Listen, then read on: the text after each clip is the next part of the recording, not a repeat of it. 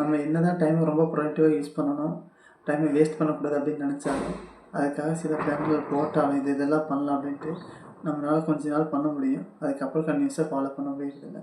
இதுக்கு சில ரீசன்ஸ் இருக்குது. அது ஒரு முக்கியமான ரீசன் தான் டைம் மேனேஜ்மெண்ட். நம்ம எல்லாமே பண்ணலாம்னு சொல்லிட்டு பிளான்லாம் போடுவோம். சம்டைம்ஸ் பண்ணுவோம், பட் சம்டைம்ஸ் பண்ண மாட்டோம். அப்படி பண்ணாதப்ப ஏன் பண்ணலன்னு கேட்டோம் அப்படின்னா டைம் இல்லை அப்படின்னு சொல்லுவாங்க. ஏதோ ஒரு நாள் 2 நாள் உண்மையாலுமே சூழ்நிலை காரணமாக பண்ண முடியாமல் போகலாம். பட் எல்லா நாளுமே பண்ணுறதுக்கு டைம் இல்லை அப்படின்னு கேட்டால் கண்டிப்பாக கிடையாது. அந்த டைமில் நம்ம டைமை எப்படி யூஸ் பண்ணுறதுன்னு தெரியாததான் உங்கள் ப்ராப்ளமாகவே இருக்கும். எக்ஸாம்பிளுக்கு இப்போ நீங்கள் ஜிம்முக்கு போகலையான்னு கேட்டால் டைம் இல்லைன்னு சொல்லுவோம். இல்லை மெடிடேஷன் பண்ணலையான்னு கேட்டால் டைம் இல்லைன்னு சொல்லுவோம். இல்லை புக் படிக்கல அப்படின்னு கேட்டால் டைம் இல்லை அப்படின்னு சொல்லுவோம். ஆக்சுவலாக அது டைம் இல்லாமல் கிடையாது, டைமை எப்படி யூஸ் பண்ணுறதுன்னு தெரியாதனால தான். நீங்கள் இதை சரி பண்ண, உங்கள் டைமை ப்ராப்பராக யூஸ் பண்ண, வேல்யூபிளான டைமை மாற்றுறதுக்கு சிம்பிளான பட் ரொம்ப பவர்ஃபுல்லான ஒரு 6 விஷயங்கள் உங்கள்கிட்ட ஷேர் பண்ணுறேன். நான் சொல்ல போகிற இந்த 6 விஷயங்கள் நீங்கள் ஃபாலோ பண்ணீங்க அப்படின்னா உங்கள் டைம் மேனேஜ் பண்ணுறது ரொம்பவே ஈஸி. இந்த 6 விஷயமே ஏதோ டெக்னிக் பற்றியெல்லாம் நான் பேச பார்த்து கிடையாது. 1-2 விஷயங்கள் மட்டும்தான் டெக்னிக் பற்றி இருக்கும், மற்றது எல்லாமே கம்ப்ளீட்டாக வேறு. இதில் ப்ரொக்ராஸ்டினேட் பண்ணாமல் இருக்கிறதுக்காகவும் சில விஷயங்கள் சொல்ல போகிறேன். அதையும் நீங்கள் என்ன அப்படின்னு சொல்லிட்டு கேட்டுக்குங்க. நீங்கள் டைம் மேனேஜ்மெண்ட்குள்ளே போகிறதுக்கு முன்னாடி ஃபஸ்ட் உங்களுக்கு என்ன வேணும், அது ஏன் வேணும் அப்படின்னு சொல்லிட்டு நீங்கள் தெரிஞ்சுக்கணும். இந்த விஷயத்தை தான் டைம் மேனேஜ்மெண்ட்குள்ளே போகிறதுக்கு முன்னாடி நீங்கள் தெரிஞ்சுக்க வேண்டிய விஷயம் என்ன அப்படின்னா உங்களுக்கு என்ன வேணும், அது ஏன் வேணும் அப்படின்ட்டு. நீங்கள் டைம் மேனேஜ் பண்ணுறதுக்கு ஒரு ஃபவுண்டேஷனாக தான் நான் இந்த விஷயத்தை பார்க்குறேன். உங்களுக்கு ஃபஸ்ட்டு என்ன வேணும், அது ஏன் வேணும் அப்படின்னு சொல்லிட்டு தெரிஞ்சிருக்கணும். ஃபஸ்ட்டு உங்களுக்கு என்ன வேணும் அப்படின்னு சொல்லிட்டு டிசைட் பண்ணுங்கள். அதை டிசைட் பண்ணதுக்கப்புறமா அது ஏன் வேணும் அப்படின்னு சொல்லிட்டு டிசைட் பண்ணுங்கள். ஃபார் எக்ஸாம்பிள், உங்களுக்கு ஒரு ஸ்ட்ராங்கான ஃபிசிக் வேணும் அப்படின்னு சொல்லிட்டு நினைக்கிறீங்க. இதுதான் உங்களுக்கு என்ன வேணும் அப்படிங்கிறது. இப்போது நீங்கள் ஒரு ஸ்போர்ட்ஸ் பர்சனாக இருக்கலாம். ஸோ அதுக்காக உங்களுக்கு ஒரு ஸ்ட்ராங்கான ஃபிசிக் வேணும் அப்படின்னு நினைக்கலாம். இல்லை அப்படின்னா நான் ஹெல்த்தியாக இருக்கணும், அதுக்காக எனக்கு ஒரு ஸ்ட்ராங்கான ஃபிசிக் வேணும் அப்படின்னு சொல்லிட்டு நினைக்கலாம். ஸோ இப்போ உங்களுக்கு என்ன வேணும்னு தெரிஞ்சிருச்சு, ஏன் வேணும் அப்படின்னு சொல்லிட்டு தெரிஞ்சிருச்சு. ஓகேங்களா? இது தெரிஞ்சதுக்கப்புறமா அப்படியே பாயிண்ட் நம்பர் 2 என்ன அப்படின்னா, நீங்கள் இப்போ நினச்சதை அச்சீவ் பண்ணிட்டீங்கன்னா அதுலேருந்து உங்களுக்கு என்ன கிடைக்கும் அப்படிங்கிறது நீங்கள் தெரிஞ்சுக்கணும். இப்போ நான் சொன்ன மாதிரி உங்களுக்கு ஒரு ஸ்ட்ராங்கான ஃபிசிக் வேணும். அந்த ஃபிசிக் எதுக்காக வேணும்? ஏதோ ஸ்போர்ட்ஸில் இருக்க அதுக்காக வேணும், இல்லை ஹெல்த்தியாக இருக்கிறதுக்காக வேணும் அப்படின்னு சொல்லிட்டு வச்சுக்கலாம். இப்போ உங்களுக்கு ஸ்ட்ராங்கான ஃபிசிக் எதுக்கு வேணும்? நீங்கள் ஒரு ஸ்போர்ட்ஸில் இருக்கீங்க, அதனால உங்களுக்கு ஸ்ட்ராங்கான ஃபிசிக் வேணும். ஓகே. இல்லை ஹெல்த்தியாக இருக்கணும், அதுக்காக எனக்கு ஸ்ட்ராங்கான ஃபிசிக் வேணும் அப்படின்னு சொல்லிட்டு டிசைட் பண்ணியிருக்கீங்க. சரி, ஓகே. இப்போ உங்களுக்கு ஸ்ட்ராங்கான அந்த ஃபிசிக் கிடச்சிருச்சுன்னா நீங்கள் அதுலேருந்தே உங்களுக்கு என்ன கிடைக்கும்? இப்போ உங்களுக்கு ஒரு ஸ்ட்ராங்கான ஃபிசிக் கிடச்சிருச்சு, அப்போது அதுலேருந்து உங்களுக்கு என்ன கிடைக்கும்? நீங்கள் ஒரு ஸ்போர்ட்ஸ் பர்சனாக இருந்தீங்கன்னா நீங்கள் என்ன ஸ்போர்ட் விளையாடுறீங்களோ அதில் உங்களால் நல்லா பர்ஃபார்ம் பண்ண முடியும். அண்ட் இப்போ ஹெல்த்தியான ஒரு ஃபிசிக் வேணும் அப்படின்னு நினச்சிருந்தீங்கன்னா இப்போ அந்த ஃபிசிக் கிடச்சிருச்சு அப்படின்னா நீங்கள் ஹெல்த்தியாக இருக்க முடியும். ஸோ இப்போ நீங்கள் எனக்கு இந்த ஃபிசிக் கிடச்சிருச்சுன்னா நான் ஸ்போர்ட் நல்லா விளையாடுவேன், நான் இப்போ இந்த ஸ்போர்ட் என்னால் நல்லா பர்ஃபார்ம் பண்ண முடியும், அண்ட் நான் ஹெல்த்தியாக இருக்க முடியும் அப்படின்னு சொல்லிட்டு உங்களுக்கு ஆன்சர் கிடச்சிருச்சு. ஸோ இப்போ உங்களுக்கு என்ன வேணும்னு தெரிஞ்சிருச்சு, ஏன் வேணும்னு தெரிஞ்சிருச்சு. அது கிடைச்சா நான் எனக்கு எப்படி இருக்கும், அது கிடைச்சா நான் எப்படி இருப்பேன் அப்படிங்கிறது தெரிஞ்சிருச்சு. எக்ஸாம்பிளுக்காக இந்த விஷயம் சொல்லியிருக்கேன். இதே மாதிரி அது உங்களுக்கு என்ன மாதிரியான கோலாக வேணால் இருக்கலாம். ஃபஸ்ட்டு உங்களுக்கு என்ன வேணும்னு தெரிஞ்சுக்கிங்க, அது ஏன் வேணும்னு தெரிஞ்சுக்கிங்க. அதை நீங்கள் அச்சீவ் பண்ணிட்டீங்கன்னா அதுலேருந்து உங்களுக்கு என்ன கிடைக்கும் அப்படின்னு சொல்லிட்டு தெரிஞ்சிருக்கணும். நீங்கள் ஸ்கூல் போகிறவங்களா இருக்கலாம், இல்லை காலேஜ் போகிறவங்களா இருக்கலாம், இல்லை ஒர்க் பண்ணுறவங்களா இருக்கலாம், பிஸ்னஸ் பண்ணுறவங்களா இருக்கலாம், யாராவங்களா இருக்கலாம். உங்களுக்கு எல்லாத்துக்குமே ஃபஸ்ட்டு நீங்கள் என்ன பண்ணுறீங்க, டைம் மேனேஜ் பண்ணணும் அப்படின்னா அதுதான் ஃபஸ்ட்டு உங்களுக்கு ஒரு ஃபவுண்டேஷனாக இருக்கணும். இப்போ நீங்கள் ஸ்கூல் படிச்சுட்ருக்கீங்க அப்படின்னா எனக்கு இவ்வளோ மார்க் எடுக்கணும் அப்படின்னு சொல்லிட்டு டிசைட் பண்ணிட்டீங்கன்னா அதுக்கப்புறமா அது ஏன் எடுக்கணும் அப்படின்னு சொல்லிட்டு டிசைட் பண்ணுங்கள். சரி, ஓகே, எனக்கு இப்போ இவ்வளோ மார்க் எடுக்கணும் அப்படின்னு சொல்லி டிசைட் பண்ணிட்டீங்க. அதுக்கப்புறமா இது ஏன் எடுக்கணும் அப்படின்னு சொல்லி டிசைட் பண்ணிட்டீங்க. இப்போது அதை எடுத்துட்டிங்கன்னா உங்களுக்கு என்ன கிடைக்கும்? இப்போ ஸ்கூல் நல்ல மார்க் எடுத்துட்டீங்க அப்படின்னா உங்களால் ஒரு நல்ல காலேஜில் சேர முடியும். ஸோ சேர்ந்து உங்களுக்கு பிடிச்ச கோர்ஸை நீங்கள் பண்ண முடியும். இதே நீங்கள் காலேஜ் படிச்சுட்டு இருக்கீங்க அப்படின்னா காலேஜில் நீங்கள் இப்போது என்ன வேணும்னு டிசைட் பண்ணி இந்த ஸ்கில் கற்றுக்கணும் அப்படின்னு சொல்லிட்டு டிசைட் பண்ணுறேன். அதை ஏன் கற்றுக்கணும்? நான் ஒரு கம்பெனியில் ப்ளேஸ் ஆகணும். சரி, அப்படி கம்பெனியில் நான் ப்ளேஸ் ஆகிட்டேன் அப்படின்னா அதுலேருந்து எனக்கு என்ன கிடைக்கும் அப்படின்னு சொல்லிட்டு நீங்கள் அடுத்தது யோசிக்கணும். அதுலேருந்து என்ன கிடைக்கும்? இப்போ நீங்கள் கம்பெனியில் ப்ளேஸ் ஆகிட்டீங்க அப்படின்னா உங்களுக்கு என்ன ஆகும்? அடுத்தது ஃபினான்ஷியலி உங்களால் உங்கள் ஃபேமிலிக்கு சப்போர்ட் பண்ண முடியும். ஃபினான்ஷியலி நீங்கள் உங்களை பார்த்துக்க முடியும் இல்லையா? இதே மாதிரி பிஸ்னஸ்க்கு அப்படி தான். இப்போ நீங்கள் பிஸ்னஸ் பண்ணுறீங்க அப்படின்னா பிஸ்னஸில் இதை நான் பண்ணேன் அப்படின்னா இதை நான் பண்ணணும், இதை நான் பண்ணேன் அப்படின்னா பிஸ்னஸ் வந்துட்டு அடுத்த லெவலுக்கு போகும். அப்புறம் அடுத்த லெவலுக்கு போச்சு என்ன ஆகும்? அடுத்த லெவலுக்கு போச்சு அப்படின்னா எனக்கு ரெவன்யூ இன்னும் அதிகமாக வரும். அதே மாதிரி நீங்கள் ஜாபில் இருக்கீங்க அப்படின்னா ஜாபில் நான் இந்த ஸ்கில்லை கற்றுக்கிட்டேன் அப்படின்னா இந்த ஸ்கில் மூலமாக என்னால் அடுத்த பொசிஷனுக்கு போக முடியும். அடுத்த பொசிஷனுக்கு போனேன் அப்படின்னா எனக்கு ப்ரொமோஷன் கிடைக்கும், ஹைக் கிடைக்கும். அப்படி ப்ரொமோஷனும் ஹைக்கும் கிடச்சதுன்னா என்னோடய கரியரில் நான் இன்னும் க்ரோ ஆக முடியும். ஃபினான்ஷியலியும் இன்னும் கொஞ்சம் நான் அடுத்த லெவலுக்கு போவேன், கரியர்லேயே அடுத்த லெவலுக்கு போவேன் அப்படிங்கிற மாதிரி இருக்கும். ஸோ எல்லாத்துக்குமே இதே மாதிரி தான். ஸோ இந்த 3 விஷயம் ஃபஸ்ட்டு உங்களுக்கு கிளியராக தெரிஞ்சிருச்சு அப்படின்னா டைமை மேனேஜ் பண்ணுறது ரொம்பவே ஈஸியாக இருக்கும். ஏன் அப்படின்னு சொல்லிட்டு நான் இப்போ சொல்கிறேன். ஸோ இப்போ உங்களுக்கு ஃபவுண்டேஷன் நல்லா ஸ்ட்ராங்காக பில்ட் ஆகிடுச்சு. அடுத்தது என்ன பண்ணணும் அப்படின்னு டைமை மேனேஜ் பண்ணுறதுக்கு ஃபஸ்ட் நீங்கள் ஒரு டு-டூ லிஸ்ட் போடணும். உங்களுக்கு நீங்கள் இது பண்ணணும் அப்படின்னு நினச்சிட்டிங்கன்னா அதுக்காக என்னென்ன நான் பண்ணணும் அப்படின்னு சொல்லிட்டு ஒரு டு-டூ லிஸ்ட் போடுங்க. டு-டூ லிஸ்ட் போடுறதுக்கப்புறமா ஜஸ்ட் ஸ்டிக் டு இட். அவ்வளோதான் கேட்டிங்க அப்படின்னா ஆமாம், நீங்கள் இந்த விஷயத்தில் ரொம்ப அப்சஸ்டாக இருந்தீங்க அப்படின்னா உங்களுக்கு இதுக்கு மேலே வேறு எதுவுமே தேவைப்படாது.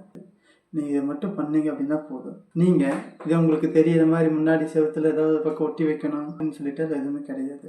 அது நீங்கள் பண்ணலாம், பண்ணிங்கன்னா ஓகே. அதை பண்ணும்போது உங்களுக்கு அதை பார்ப்பீங்க, பார்க்கும்போது உங்களுக்கு அதெல்லாம் பண்ணணும்னு சொல்லி ரிமைண்ட் ஆகிட்டே இருக்கும். பட் நீங்கள் ரொம்ப அப்சஸ்டாக இருந்தீங்க அப்படின்னா என்னோடய ஒப்பீனியனில் அது உங்களுக்கு மோஸ்ட்லி தேவைப்படாதுன்னு தான் நான் சொல்லுவேன். பட் அது இருந்தாலும் பெட்டர் தான்.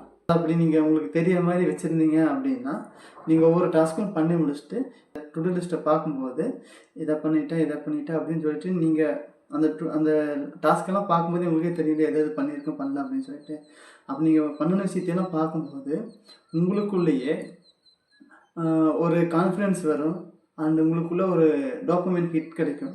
ஸோ அது உங்களை இன்னும் அதிகமாக பண்ணுறதுக்கு பூஸ்ட் பண்ணும்.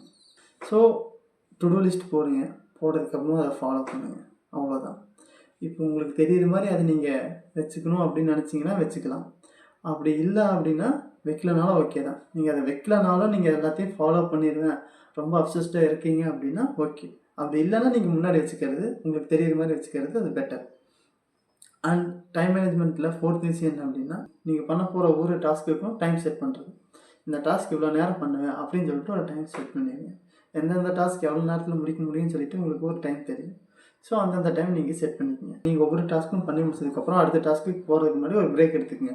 அப்படி நீங்கள் பிரேக் எடுக்கிறீங்க அப்படின்னா அந்த பிரேக்கில் நீங்கள் என்டர்டெயின்மெண்ட் விஷயமாக பார்க்கலாம், இல்லை ஏதாவது பண்ணலாம், ஒன்றும் பிரச்சனை இல்லை. பட் நான் என்ன சஜஸ்ட் பண்ணுவேன் அப்படின்னா இந்த விஷயம் எனக்கு ஒர்க் அவுட் ஆச்சு, அது இப்போ எனக்கு ரொம்பவே பவர்ஃபுல்லான ஒரு விஷயமா இருக்குது. அது என்னென்னா நீங்கள் அந்த பிரேக்கில் என்ன பண்ணுறீங்க அப்படின்னா ஒரு விஷயம் லேர்ன் பண்ணலாம், புதுசாக ஒரு விஷயம் நீங்கள் கற்றுக்கலாம். அப்படி பண்ணும்போது எனக்கு என்னாச்சு அப்படின்னா அந்த ஒரு மொமெண்டம் அப்படியே இருந்துச்சு. இப்போ நான் சின்ன அந்த டைமில் நான் வேறு ஏதோ விஷயம் என்டர்டெயின்மெண்ட் வீடியோ பார்க்குறேன், இல்லை ஏதோ ஒன்று பண்ணுறேன் அப்படின்னா அந்த மொமெண்டம் போயிருக்கும். கொஞ்சம் ப்ரொடக்டிவிட்டி மொமெண்டம் அப்படிங்கிற மாதிரி ஒரு இது கொஞ்சம் கேப் ஆகும். அந்த கேப் ஆகாமல் அதனால் பெரிய பாதிப்பு இருக்குமா அப்படின்னு கேட்டிங்கன்னா கண்டிப்பாக இல்லை. ஆனால் அப்படியே பண்ணும்போது அது இன்னுமே ரொம்ப பவர்ஃபுல்லாக இருக்கும். அந்த கேப் அப்படிங்கிற ஒரு விஷயம் இருக்காது. ஏன்னா உங்கள் மைண்டு அந்த அந்த மொமெண்ட்லேயே இருக்கும், அந்த ஒர்க் மொமெண்ட்லேயே லேர்னிங் மொமெண்ட்லேயே இருக்கும்.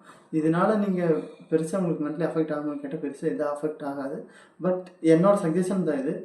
நீங்கள் அதை எடுத்துக்கலாம், இல்லைன்னா ஒன்றும் பிரச்சனை இல்லை. நீங்கள் அந்த டைமில் எந்த பிரேக் எந்த விஷயம் வேணாலும் நீங்கள் பண்ணிக்கலாம். எனக்கு இது ஒர்க் அவுட் ஆச்சு, அதை நான் உங்கள்கிட்ட ஷேர் பண்ணுறேன். அதனால எனக்கு ஒர்க் ரொம்ப ஹெக்டிக்காக இருக்கிற மாதிரியோ இல்லை ரொம்ப ஓவர்வெல்மாக இருக்கிற மாதிரியோ அந்த மாதிரி எனக்கு இது வரைக்கும் எதுவுமே வரல. ஸோ இது நான் உங்களுக்கு சஜஸ்ட் பண்ணுறேன். உங்களுக்கு ஓகேன்னா அதை நீங்கள் பண்ணலாம்.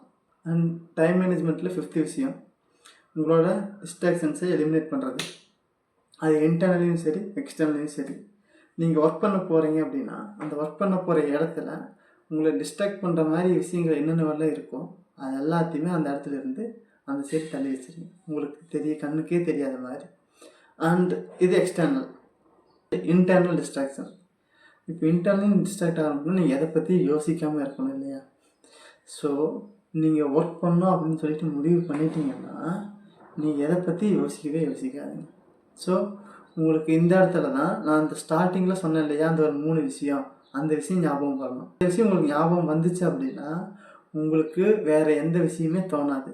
நீங்கள் இது ஏன் பண்ணணும், இவங்களுக்கு என்ன வேணும், இது ஏன் பண்ணணும், இது பண்ணிட்டேன் அப்படின்னா இதுலேருந்து எனக்கு என்ன கிடைக்கும் அப்படிங்கிறது ஞாபகம் வரும். அந்த ஞாபகம் வந்துச்சுன்னா உங்களுக்கு எந்த டிஸ்ட்ராக்ஷனுமே இருக்காது. எனக்கு அப்படி தான் இருந்துச்சு. இப்போ நான் இந்த வீடியோவில் சொல்லிகிட்டு இருக்க எல்லா விஷயமுமே என்னோடய ஓன் எக்ஸ்பீரியன்ஸ்லேருந்து தான் சொல்கிறேன். டைம் மேனேஜ்மெண்ட் வேறு டெக்னிக்குமே நான் ஃபாலோ பண்ண கிடையாது. இது எல்லாமே ஃபுல் அண்ட் ஃபுல் என்னோடய ஓன் எக்ஸ்பீரியன்ஸ் மட்டும்தான். அதைத்தான் நான் உங்கள்கிட்ட ஷேர் பண்ணிகிட்ருக்கேன். ஸோ உங்களுக்கு அந்த மாதிரி இன்டர்னலாக உங்களுக்கு வேறு ஏதாவது தாட்ஸ் வந்துகிட்டே இருக்குன்னா நீங்கள் இந்த 3 விஷயத்த நினைங்க. இந்த 3 விஷயத்த நினச்சிங்கனாலே ஷுவராக சொல்கிறேன், உங்களுக்கு அந்த தாட்ஸ் எல்லாமே போயிடும். கம்ப்ளீட்டாக நீங்கள் அந்த டிஸ்ட்ராக்ஷன்லேருந்து வெளியே வந்துடுவீங்க. உங்கள் ஒர்க்கை உங்களால் ஃபோக்கஸ் பண்ண முடியும். இப்போது டைம் மேனேஜ் பார்த்தினா 6வது விஷயம் அண்ட் லாஸ்ட் விஷயம் என்ன அப்படின்னா, உங்களோட டாஸ்க்கை ஸ்ப்ளிட் பண்ணுங்கள். உங்களுக்கு எவ்வளோ பெரிய கோல் வேணாலும் இருக்கலாம், அது எவ்வளோ அன்ரியலிஸ்டிக்காக வேணாலும் இருக்கலாம், அது பிரச்சனையே இல்லை. பட் அந்த கோலை நீங்கள் அச்சீவ் பண்ணுறதுக்கு நீங்கள் அப்படியே அதை ஃபுல்லாக நினச்சி அப்படியே நீங்கள் பண்ணணும் அப்படின்னு சொல்லிட்டு இல்லை. நீங்கள் அப்படி பண்ணும்போது நான் சொன்ன மாதிரி உங்களால் அப்படி பண்ணும்போது அது ஒர்க் ஹெக்டிக்காக இருக்கும் அண்ட் ஓவர்வெல்ம் ஆகும், ரொம்ப நீங்கள் பேர்டனாக ஃபீல் பண்ணுவீங்க.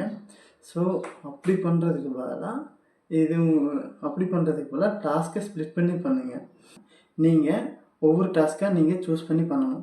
ஒரு விஷயம் பண்ணணும் அப்படின்னு நினைக்கிறீங்கன்னா அந்த விஷயத்தில் ஃபஸ்ட்டு எந்த டாஸ்க் பண்ணலாம் அப்படின்னு சொல்லிட்டு நீங்கள் டிசைட் பண்ணுங்கள். எப்போ பண்ணலாம் அப்படின்னு சொல்லிட்டு டிசைட் பண்ணுங்கள். அப்படி பண்ணிவிட்டு அந்த டைம் செட் பண்ணுங்கள். அந்த டைம் செட் பண்ணிவிட்டு அந்த டாஸ்க்கை கம்ப்ளீட் பண்ணுங்கள்.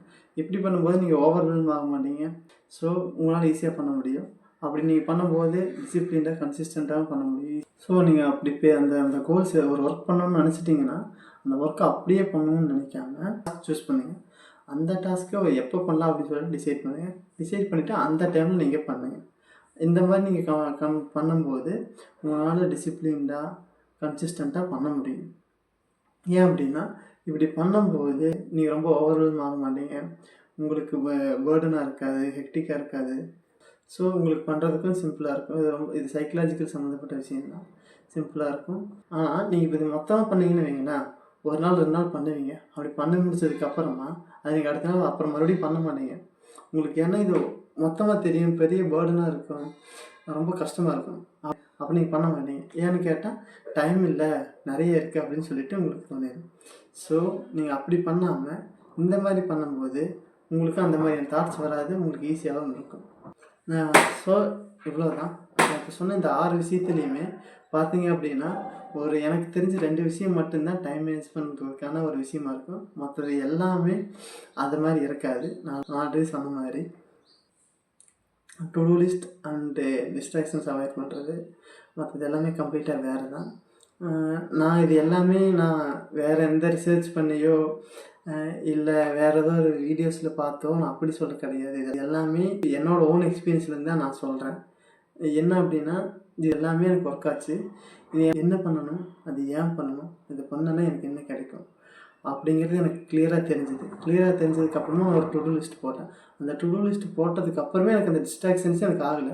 ஏன் அப்படின்னா எனக்கு என்ன பண்ணணும்னு தெரிஞ்சிருச்சு, ஏன் பண்ண தெரிஞ்சிருச்சு, அது பண்ணால் எனக்கு என்ன கிடைக்கும் அப்படின்னு சொல்லிட்டு தெரிஞ்சிருச்சு. இது தெரிஞ்சதுக்கப்புறமா எனக்கு அந்த டிஸ்ட்ராக்ஷன் அப்படிங்கிறது வந்து ஆகவே இல்லை. ஸோ இதை நான் பண்ணனால எனக்கு இது யூஸ்ஃபுல்லாக இருந்துச்சு இந்த டெக்னிக்ஸ் எல்லாம். ஸோ இது உங்களுக்கும் ஒர்க் அவுட் ஆகுமா அப்படின்னு கேட்டால் நான் ஜென்ரலாக என்ன சொல்லுவேன்னா, நமக்கு ஒர்க் அவுட் ஆகிறது இன்னொருக்கு ஒர்க் அவுட் ஆகாது, இன்னொருத்தவங்களுக்கு ஒர்க் அவுட் ஆகிறது நமக்கு ஒர்க் அவுட் ஆகாது. இதுதான் உண்மை. பட் நான் இந்த விஷயத்தில் ஸ்ட்ராங்காக சொல்லுவேன், இது உங்களுக்கு கண்டிப்பாக ஒர்க் அவுட் ஆகும். நீங்கள் ஃபஸ்ட்டு அந்த 3 விஷயத்தில் ஸ்ட்ராங்காக இருந்தீங்க அப்படின்னா இது உங்களுக்கு ஒர்க் அவுட் ஆகும். ஃபஸ்ட்டு உங்களுக்கு என்ன வேணும், அது ஏன் வேணும் அப்படின்னு சொல்லிட்டு தெரிஞ்சுக்கணும். செகண்ட், நீங்கள் நினச்சதை அச்சீவ் பண்ணிட்டீங்க அப்படின்னா அதுலேருந்து உங்களுக்கு என்ன கிடைக்கும் அப்படின்னு சொல்லிட்டு தெரிஞ்சுருக்கணும். தேர்ட் விஷயம், ஒரு டு டூ லிஸ்ட் போடுங்க, அதை ஃபாலோ பண்ணுங்கள். ஃபோர்த்து விஷயம், உங்களோட டிஸ்ட்ராக்ஷன்ஸை நீங்கள் எலிமினேட் பண்ணுங்கள். ஒரு வேளை உங்களுக்கு டிஸ்ட்ராக்ட் ஆகிற மாதிரி இருந்துச்சுன்னா ஃபஸ்ட்டு 3 விஷயத்தை நினச்சி பாருங்கள். அதாவது என்ன வேணும், ஏன் வேணும், அதை அச்சீவ் பண்ணிட்டீங்க அப்படின்னா உங்களுக்கு என்ன கிடைக்கும், இந்த 3 விஷயத்தை யோசிச்சு பாருங்கள். ஸோ இந்த வீடியோவோட சம்மரி பார்த்துடலாம். ஃபஸ்ட்டு உங்களுக்கு என்ன வேணும், அது ஏன் வேணும் அப்படின்னு சொல்லிட்டு தெரிஞ்சுக்கணும். அதுக்கப்புறமா செகண்ட், அதை நீங்கள் அச்சீவ் பண்ணிட்டீங்க அப்படின்னா அதுலேருந்து உங்களுக்கு என்ன கிடைக்கும் அப்படின்னு சொல்லிட்டு தெரிஞ்சிருக்கணும்.